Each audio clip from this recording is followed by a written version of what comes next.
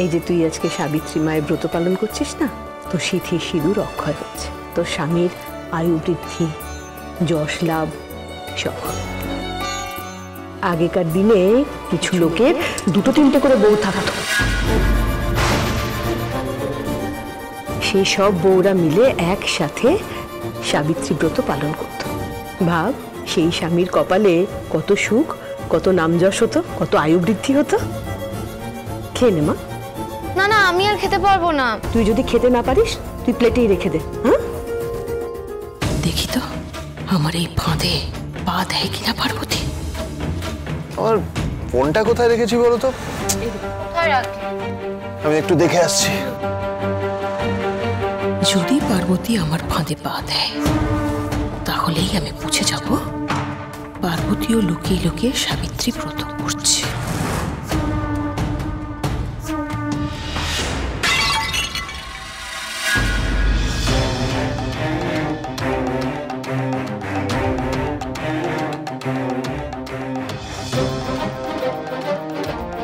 ওই আপেলের টুকরোটা তো বোন খেলো না, কিন্তু ওটাই তো শহুরে বাবুর ছোঁয়া আছে, ওটা খেলেই আমার ব্রতর নিয়ম পালন হবে। তোমাদের খাবার হয়ে গেছে? দাও তালাগুলো। আরে না রে বাবা, তোকে কিচ্ছু করতে হবে না, আমরা তো আছি। এ কি, আমি থাকতে তোমরা বাসন ধোবে নাকি? তোমরা আমাকে না পর করে দিচ্ছ আজকাল। আচ্ছা বাবা, আচ্ছা তুই তাহলে এই বাসনগুলো ধুয়ে স্ট্রেট গিয়ে শুয়ে পড়বি, কিন্তু আর কোনো কাজ করবি না, প্রমিস কর। আচ্ছা, প্রমিস।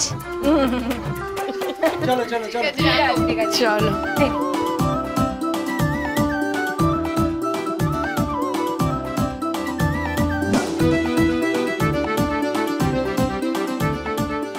বলে বাবা, শহুরে বাবুর ছোঁয়ায় আপেলের টুকরোই তো আমার প্রসাদ, তাই না? তুমি আমার জন্য দুঃখ পেও না কেমন?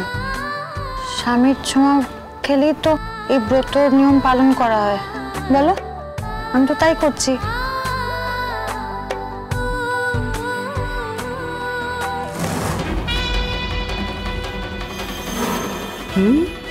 ঠিক আমি যা ভেবেছিলাম ঠিক তাই।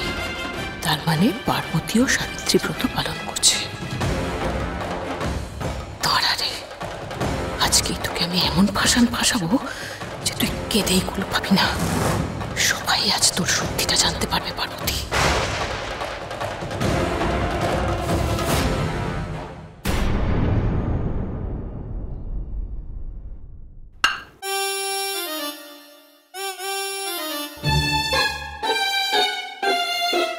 কি পার্বতী, তুমি এখানে নিচে বসে কি করছো? দেখে আমার খুব খিদে পেয়েছিল তাই খাচ্ছি। পার্বতী, তোমার খিদে পেয়েছে খাও, কিন্তু বারোর এঠো আপেলটা, এরকম অর্ধেক আপেলটা কেন খাচ্ছ তুমি? ওই জেঠুমনি বলে না, ওই আপেল আ ডে ডাক্তারবাবু হবে, ওই an apple a day keeps the doctor away। হ্যাঁ, ওই ওই ওই আপেল খেয়ে নিয়েছি, এখন চাঙ্গা হয়ে গেছি, ব্যাস। শোনো পার্বতী, আমার কেন জানি না মনে হচ্ছে যে তুমি আবার কোনো ঝামেলা পাকাচ্ছ। আমার প্রশ্নটা কিন্তু ওটা ছিল না, আমার প্রশ্ন ছিল তুমি এই অর্ধেক আপেলটা কেন খাচ্ছিলে? বাবু, আপনি তো সকালে উঠেছেন না, তাই আপনি বোধহয় ভুলভাল ভাবছেন। পার্বতী, পার্বতী, আমি তোমার ইমোশনকে সম্মান করি, তোমার কোনো রকম দায়িত্ব পালনে আমি বাধা দেব না, আমি তোমাকে কথা দিয়েছি। কিন্তু দেখো পার্বতী, ভুল করে তুমি এমন কিছু করে ফেলো না যাতে আমাদের পরিবারের যে শান্তিটা অনেক দিন পর ফিরে এসেছে সেটা নষ্ট হয়ে যায়। প্লিজ পার্বতী।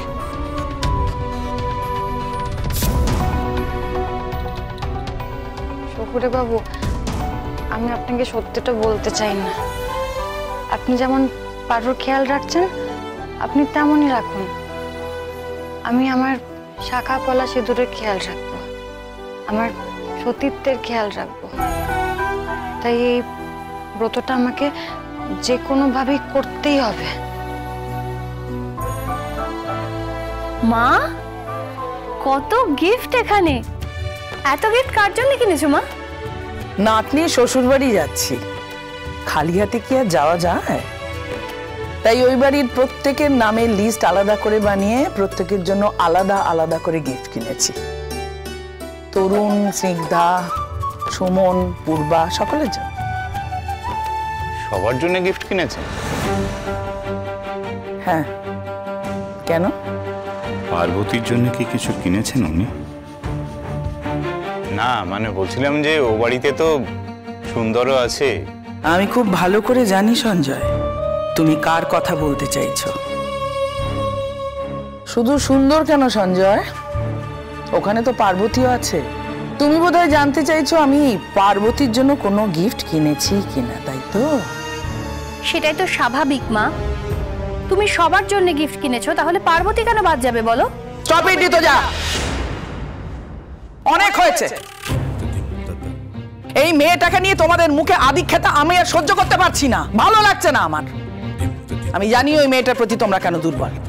আমাদের পারোকে আগে যেরকম দেখতে ছিল পার্বতীকে দেখতে ঠিক সেই রকম, তাই শুধু সেটা নয় মা, ওদেরকে কেন একরকম দেখতে সেটা তো তুমি জানো না। কারণ আমার পারো আর পার্বতী দুজনের যমজ বোন। কিন্তু পার্বতীর সাথে আমাদের পারো সিমিলারিটি আছে বলে সে পারো হয়ে যায় না। পার্বতী একটা কাজের লোক, সে কাজের লোক হয়েই থাকবে। মা প্লিজ, তুমি এই কথায় কথায় পার্বতীকে কাজের লোক বলাটা বন্ধ করো তো। তুমি ঠিকই বলেছো মা, পারোকে আগে যেমন দেখতে ছিল পার্বতীকে এক্স্যাক্টলি সেরকমই দেখতে বলে আমাদের একটা আলাদা ফিলিংস কাজ করে। হাজার হোক আমরা মানুষ তো, মা বাবা আমরা। কিন্তু শোনো মা, পার্বতীকে এভাবে কথায় কথায় অপমান করার তোমার কোনো অধিকার নেই। হ্যাঁ, ও হয়তো কাজের লোক, কিন্তু কাজের লোকেরাও না মানুষ। তোমার আমার যতটা সম্মান পাওয়ার অধিকার আছে, পার্বতীরও ঠিক ততটাই সম্মান পাওয়ার অধিকার আছে। না নেই, তোমরা ওকে মাথায় তুলে নাচতে পারো, বাট আমি পারবো না। আমার কাছে পার্বতী একটা গেঁয়ো ভূত, একটা কাজের লোক ছাড়া আর কিচ্ছু না। ওর জন্য নাকি আমাকে আবার গিফট নিয়ে যেতে হবে। ঠিক আছে, আপনাকে কিছু নিয়ে যেতে হবে না। আমি আর ঋতুজাই পার্বতীর জন্য উপহার নিয়ে যাব। না না মানে? না মানে না। আমি যদি বাড়ির সকলের জন্য গিফট কিনতে পারি, একটা কাজের লোকের জন্য গিফট কিনতে পারবো না। পার্বতীর জন্য গিফটটা আমি কিনবো।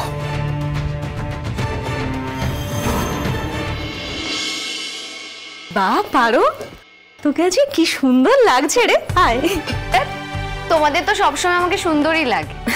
আরে না না, সিরিয়াসলি বলছি, আজকে তোকে আরো বেশি সুন্দর লাগছে।